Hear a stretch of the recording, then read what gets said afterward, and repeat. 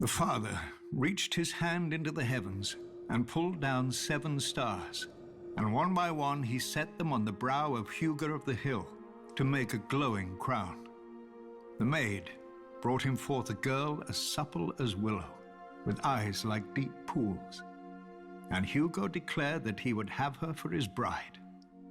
So the mother made her fertile, and the crone foretold that she would bear the king 44 mighty sons.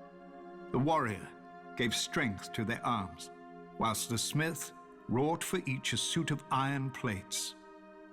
But sadly, the gods no longer walk the earth among us, and you can see what a mess we've made of their creation since.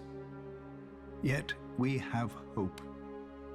The gods didn't abandon us in silence, but gave us their holy words to guide us, collected in the oldest and holiest text of the faith of the 7, the 7-pointed star.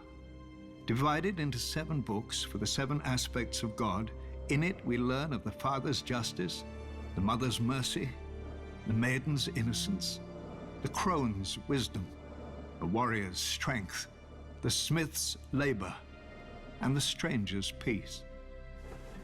It is a long book. Many never read it in its entirety, even if they could. When the Andals first sailed for Westeros, filled with divine fire, every warrior carved a 7-pointed star into his body, for even that was easier than carving its namesake into his mind. Though one could perhaps argue that it wasn't the warriors, but the septons and septors, armed with the holy text of the 7-pointed star, who truly conquered Westeros. The first men had no letters, but the runes they would scratch onto rocks. No gods, but the faces they would carve into trees. But then came our holy men and women among them, bearing the very words of the gods under their arms. Trees and rocks were no match for the 7-pointed star, and most of Westeros soon turned to the faith and to its guardians, their new Andal overlords. Whilst the Andals soon fractured into warring kingdoms, the faith remained whole and indivisible, bound together by the 7-pointed star. When those kingdoms fell to Aegon and his dragons thousands of years later, the faith remained subject only to the 7 above and the 7-pointed star below. Or so it was supposed to be.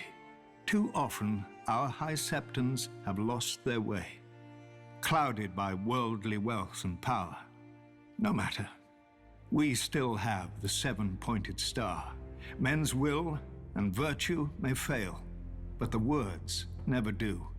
As men bow to their lords and lords to their kings, so kings and queens must bow before the 7 who are one. The knees of the powerful work the same as the knees of the weak, and were given to all for the same purpose, to bend before the gods, or break in the bending.